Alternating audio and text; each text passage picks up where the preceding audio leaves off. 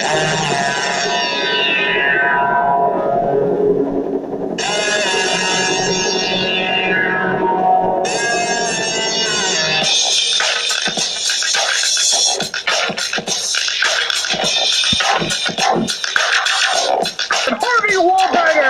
a ground-saving trip. He has the short stretch to work with. Harvey Wallbanger continues to close. Here's Harvey Wallbanger in epic fast. It's Harvey Wallbanger! Harvey Wallbanger, the thoroughbred variety, wins the Holy Bull. Another twist of fate, swings for home, opens up 4 lengths, a 5-length lead for another twist of fate, a 7-length lead as he comes to the 16th pole, and look at this, he is the real deal. Another twist of fate in a romp here in the El Camino Real Derby.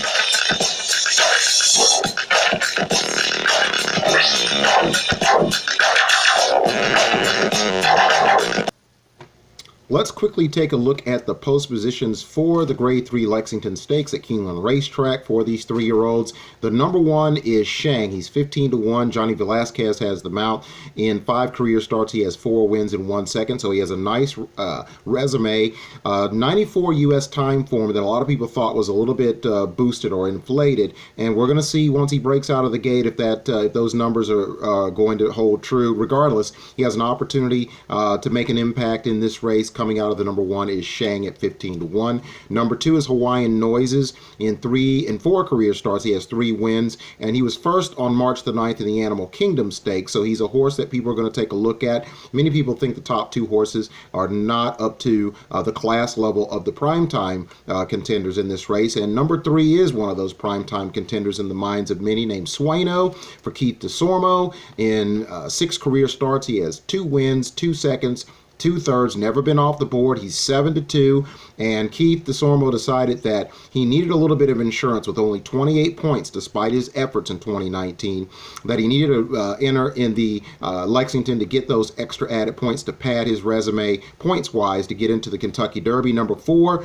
is in a similar situation. He's going to probably be the post-time favorite. That's the El Camino de Real Derby winner and the runner-up by a scant neck to Todd Pletcher's Cutting Humor in the Sunland Derby. Another twist of fate. Blaine Wright decided to make the trip to Kentucky, get his horse acclimated to the Bluegrass State, and run in this Lexington Stakes. He has 30 points in comparison to Sueno with 28. So they just felt like that instead of playing the waiting game and be completely on the bubble on the outside, looking in at the top 20 qualifiers, decided to make his entry in this race in 5 career starts. He has 3 wins in 1 second. That runner-up finish in the Sunland Derby. He gets the services of Javier Castellano, who's been real hot, red hot at Keeneland, to ride the son of Scat Daddy. Number 5 is Harvey Wallbanger, and of course he is of the much maligned 8th place finisher of the Florida Derby, 29-1 winner of the Holy Bull Stakes for trainer Kenny McPeak, who finished 3rd in the Bluegrass the previous week with Signal Man. He's trying to get Harvey Wallbanger in a position to maybe have an impact in the classic races. It looks like he won't qualify for the Derby even if he wins this race. He's 8-1 in 6 career starts. He has 2 wins in 3 seconds. That one off the board finish came in the Florida Derby. People believe, like a lot of the closers in the race, they were pace compromised by the fact Hidden Scroll didn't go and Maximum Security was able to get a pretty easy lead. But regardless, Harvey Wallbanger is a dead closer, and he is going to have to employ some forwardly placed tactics in order to have any shot with this short stretch at Keeneland to hit the board here. Harvey Wallbanger is 8-1. Number 6 is Chase the Ghost. He's 20-1 in 7 career starts, 1 win in 2 seconds. He was 6th in the Lecomte and 8th in the Risen Star, 9th in the Risen Star. So he's a horse that, you know, at 20-1, people are thinking that what is he, you know, does he really belong in here? So we'll just have to wait and see how he performs. Chase the Ghost, 20-1 out of post 6. Number 7 is returning to the scene of his most notorious crime as a racehorse, and that would be in the Breeders' Futurity at 70-1. That was Nick's Go, and of course he's at 12-1. His last 3 efforts since that 70-1 score, or his last 3 efforts since since finishing second, the game winner in the Breeders' Cup Juvenile after winning the Breeders' Futurity at 70-1, have been atrocious. He was 13th in the Kentucky Jockey Club, 5th in the Sam F. Davis, the prep for the Tampa Bay Derby, and then he got his horseshoes melted off by much better in that torrid pace of the Gotham Stakes. He finished 7th there. He does return to a track that we know that he likes. In 8 career starts, he has 2 wins, 1 second, and 1 third. Again, he has not been very good running in correction to the Kentucky Jockey Club, 11th, 5th, and 7th. But again, he'll probably get a few dollars being thrown his way at the windows in the belief or in the hopes that people believe that he will be a different horse at the Keeneland racetrack. Knicks Go 12-1 out of post 7. Number 8 is a horse that had promise going into the Risen Star. His name was Owendale out of Brad Cox's barn. His Beyer speed figures and his time form equals a 76 when you crunch the numbers and you do the math. The Beyer at 93, the time form 96. A lot of people just don't think he's really fast enough. He's 20-1. As I said before, 7 starts, 2 wins, 1 second, and 1 third. He was 8th in the Risen Star. So he's going to have to step up in terms of from a speed figure standpoint. Owendale, number 8 at 20-1. Number 9 is a horse I really like, as I've aforementioned in previous podcasts over the last few weeks. For those who are confused about the form of the Tampa Bay Derby, were indecisive about how good the horses were, I said all along that this race was as good or better than the Florida Derby in terms of preps in that state leading up to the Kentucky Derby, and Zenden was a byproduct of one of those preps, the major one at Tampa Bay Downs.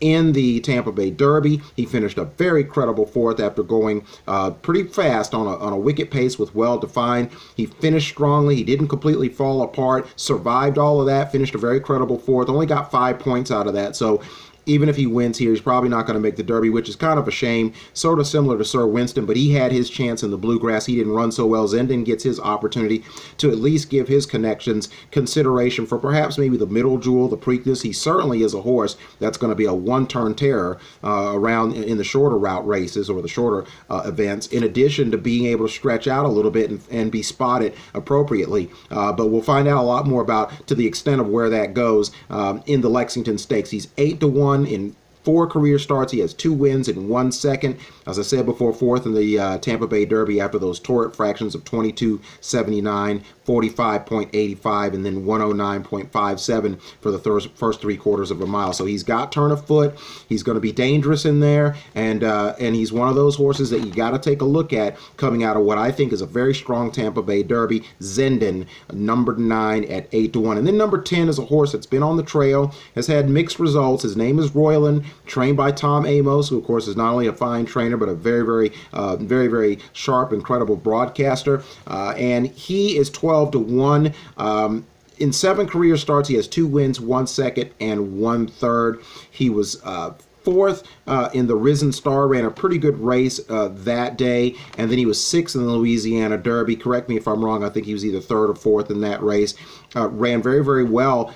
Just wasn't a factor in Louisiana Derby to Tom Amos and for those the connections, but he still ran well, and he actually is a good play at 12-1. Again, in 7 career starts, 2 wins, 1 second, 1 third, and then a 4th place finish of credibility and of note in that Risen Star. So that's the field, and those are the post positions for the 2019 Lexington Stakes.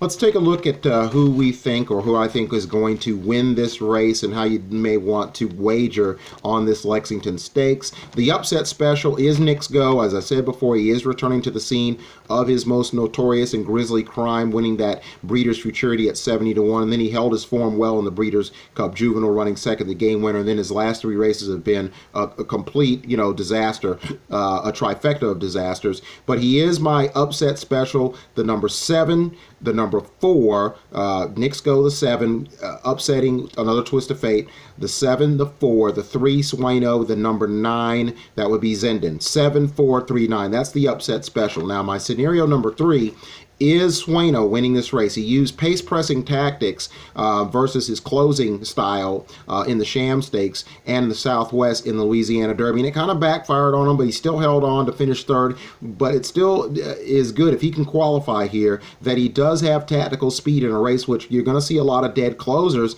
that are going to have to, as I said before about Harvey Wallbanger, adapt their tactics and show a little bit more forwardly placed strategy at 1.25 miles. Now, if Sueno can get in, he's going to have to do that here. Showing a little speed here also will be a good idea, even though you don't want to take the 8.5 furlongs for granted, but he's been 9 furlongs already. He looks like a really good pick to win. So in the bottom end of my trifecta of superfectas, he's the winner here. The number 3, the number 9, Zenden Holding On, the number 4, Another Twist of Fate, and then the number 5, Harvey Wallbanger, actually coming on to pick up some pieces there. The 3, the 9, the 4, the 5. And then when looking at my top 2 superfecta scenarios, I think Another Twist of Fate will run well, so I'm picking him as my my number 2. The number 4, the number 3, Sueno, the number 9, Zenden Holding On to finish third, and then the number 1, Shang at 15-1. I think he might actually be a horse that can fit in with these horses. Another possibility, you could maybe use the 5, Harvey Wallbanger, on the tail end of that, but I'll go with the 4, the 3, the 9, and the 1. But like I said, I'll tell you some horses that I think you can use in conjunction as a supplement to these. And then my final pick is going to be Zenden to upset this field, beating Another Twist of Fate, the 9, the 4, the 3, Sueno running well, and then the number 10, and that would be Royland picking up the 4th place spot. So I think that's a little bit of an odd pick right there. I expect Another Twist of Fate to actually win this. Between him or Sueno, they're probably going to be the 2 horses that win, but I like Zenden's race in the Tampa Bay Derby. I think he can hold on there on the front end, although Another Twist of Fate may show his speed the same way he did in the El Camino Real Derby, and the distance shouldn't be a problem. So I'm not overconfident that Zenden is going to win here, but I have a hunch that I think off the Tampa Bay Derby, he should run very, very well. The pace will probably be pretty legitimate, may not be quite as wicked as what went on in Tampa, but then again, he might be a horse that can hold up to that. Going 1 mile and 1/16 the distance, I don't think will be a problem for us. So I have the 9, the 4, the 3, and the 10. But again, my number 1 really is Another Twist of Fate, the 4, beating the 3, Sueno, the number 9, and then of course, you can use maybe the number 5, Harvey Wallbanger. Again, horses like Harvey Wallbanger and Nixco you can use. Royland, probably not a bad play. But those are my picks for the 2019 Keeneland Lexington Stakes.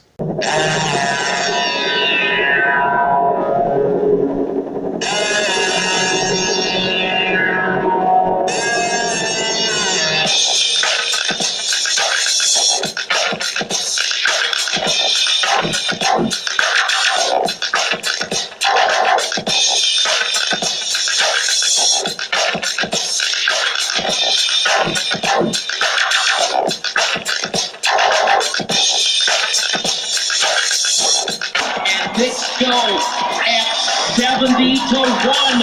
Alvin Jimenez. Nixco, tremendous upset in the flavor of Breeders' Futurity.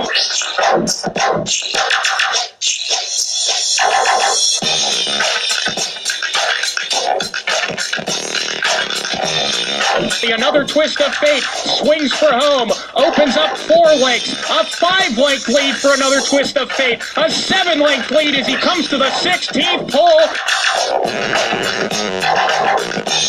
And look at this, he is the real deal. Another Twist of Fate. They didn't know if he had the class, but he certainly did. Another Twist of Fate in a romp here in the El Camino Real Derby.